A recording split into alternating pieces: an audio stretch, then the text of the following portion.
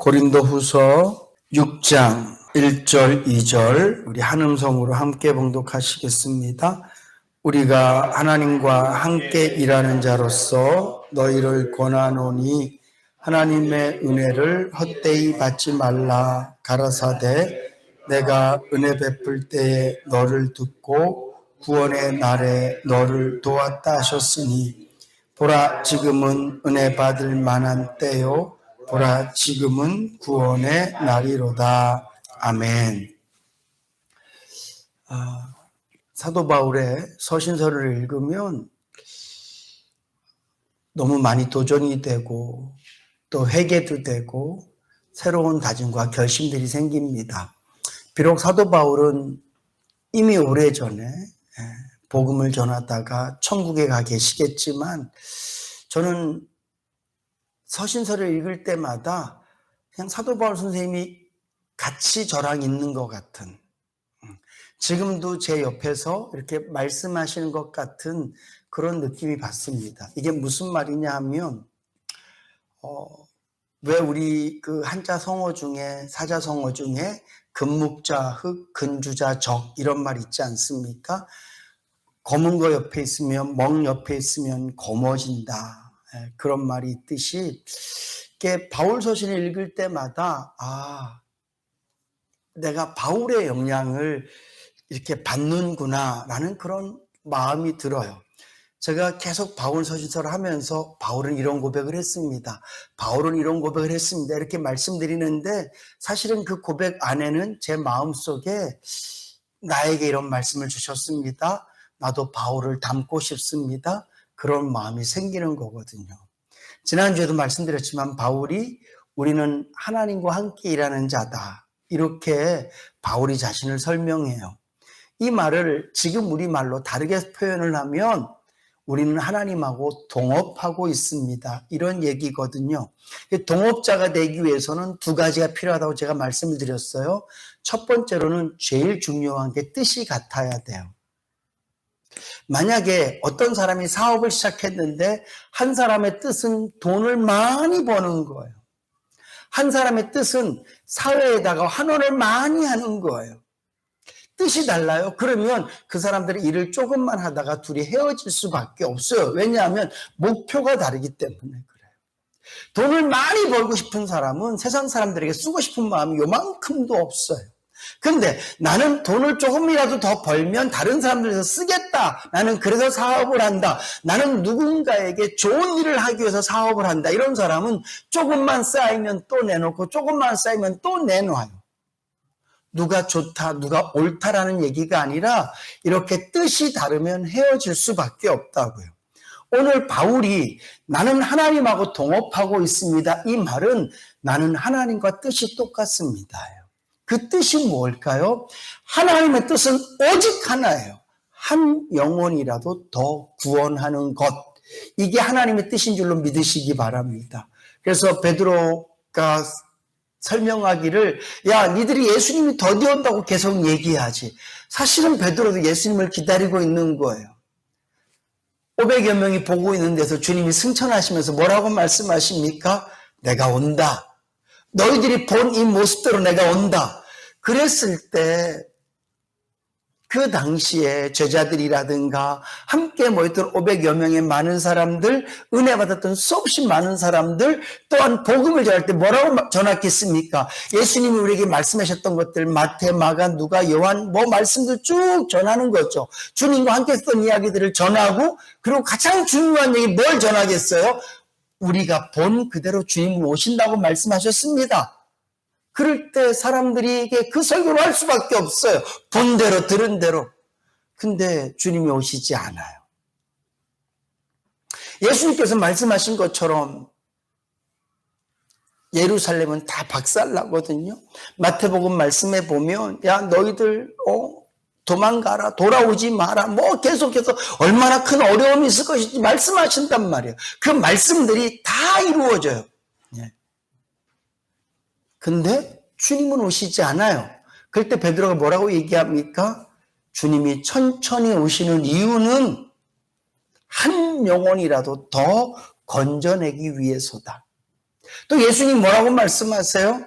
모든 민족이 나에 대해서 들었을 때 내가 온다. 이렇게 말씀하고 계시답니다. 그러니까 하나님께서는요, 뭐 예배당이 더 많아지고 교회가 더 커지고 그것이 구원과 관련된 더 많은 사람들이 하나님께로 나오면 예배당이 커지기도 하고 더 많은 사람들이 하나님께로 나오면 교회가 부흥되는 것, 그것이 저절로 이루어지는 것이기 때문에 교회 부흥 뭐 이런 것이지, 사실은 목적은 한 영혼, 잃어버린 영혼, 아직도 주님을 알지 못하던 영혼들이 하나님께로 돌아오는 것인 줄로 믿으시기 바랍니다.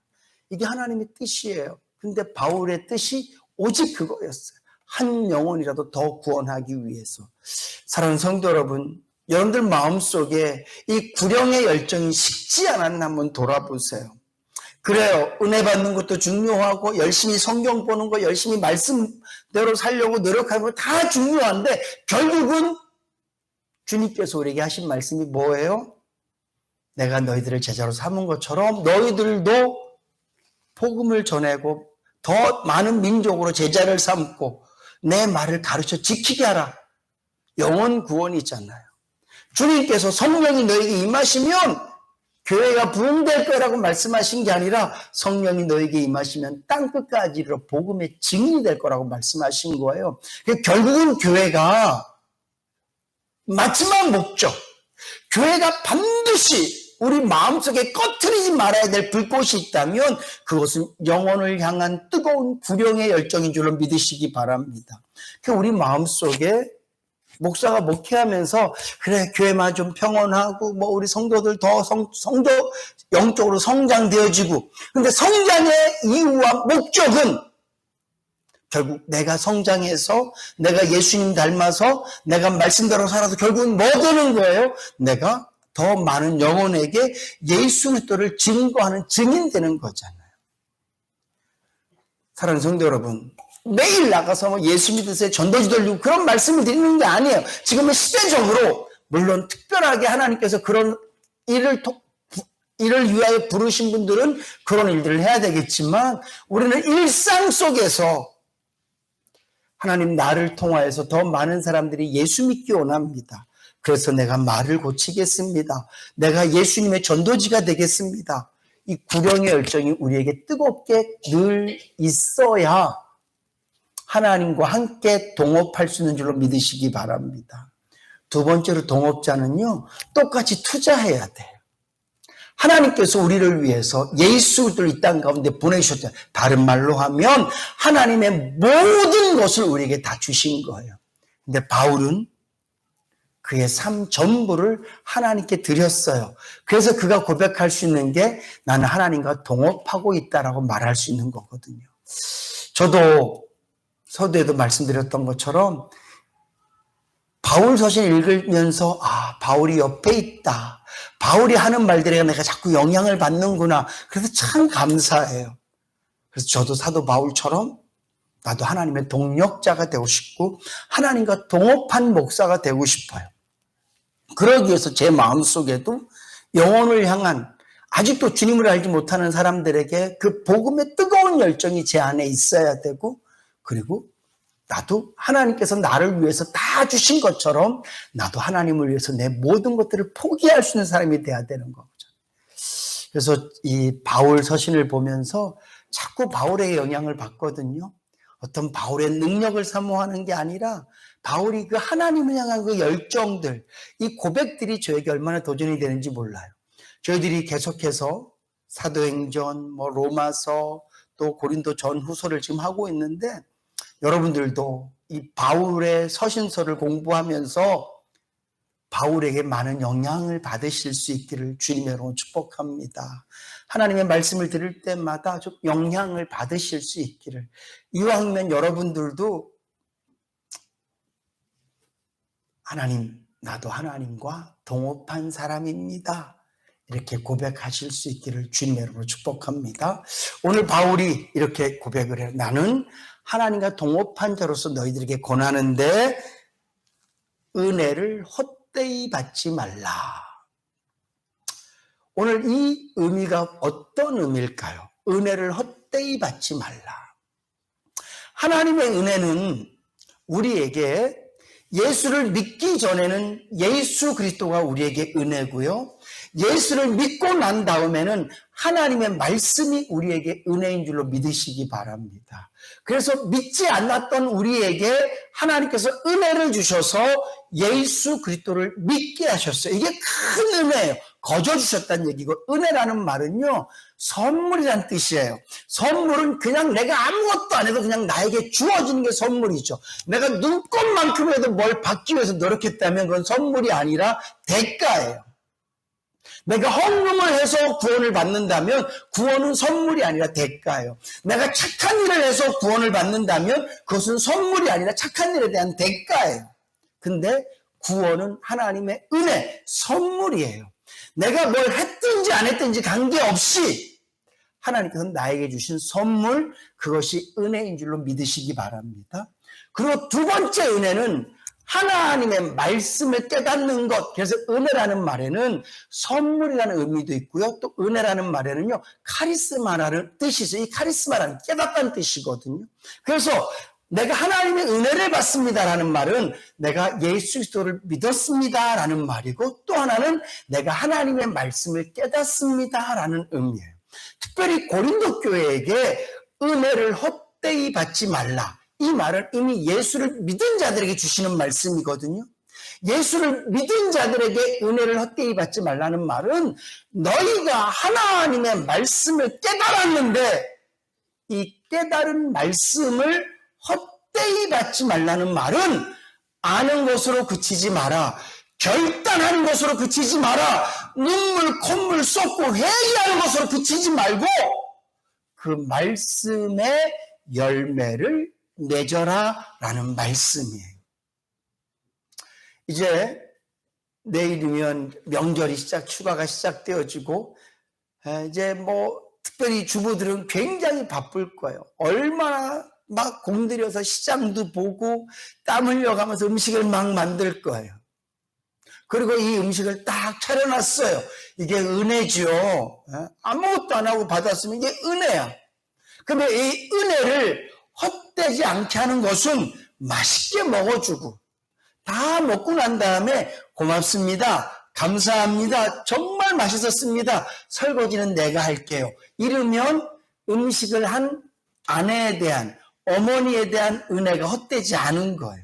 근데 엄마가, 때로는 아내가 그렇게 열심히 음식을 준비해서 내놨는데 젓가락 손도 안 대, 먹고 난 다음에 고맙다는 말도 안 해, 거기다가 아유 갈 때 좀 싸줬어, 받아갖고 갖다 버려, 이러면 어머니의 은혜, 아내의 은혜를 헛되이 받는 거와 똑같은 것처럼 하나님의 은혜를 헛되이 받는다라는 것은 하나님의 말씀을 깨닫고 내 마음에 감동이 왔어요. 하나님의 말씀을 깨닫고 회개도 했어요. 하나님의 말씀을 깨닫고 다짐도 했어요. 이렇게 살아야지. 저도 마찬가지죠. 저는 말씀을 묵상하면서 결단합니다. 설교하면서 결단합니다. 설교한 말씀을 묵상하면서 또 결단도 해요. 근데 결단으로 끝난다면 그것은 은혜를 헛되이 받는 거예요. 말씀에 열매가 있어야 되는 줄로 믿으시기 바랍니다. 농부는 씨를 뿌릴 때 예수님께서 마태복음 13장에서 비유로 말씀하셨던 것처럼 새들이 날아와서 주워 먹기를 바라면서 씨를 뿌리는 농부는 아무도 없어요. 씨를 뿌리면서 나는 지금 새에게 뭐이 주는 거야, 그러면서 씨 뿌리는 농부는 없습니다.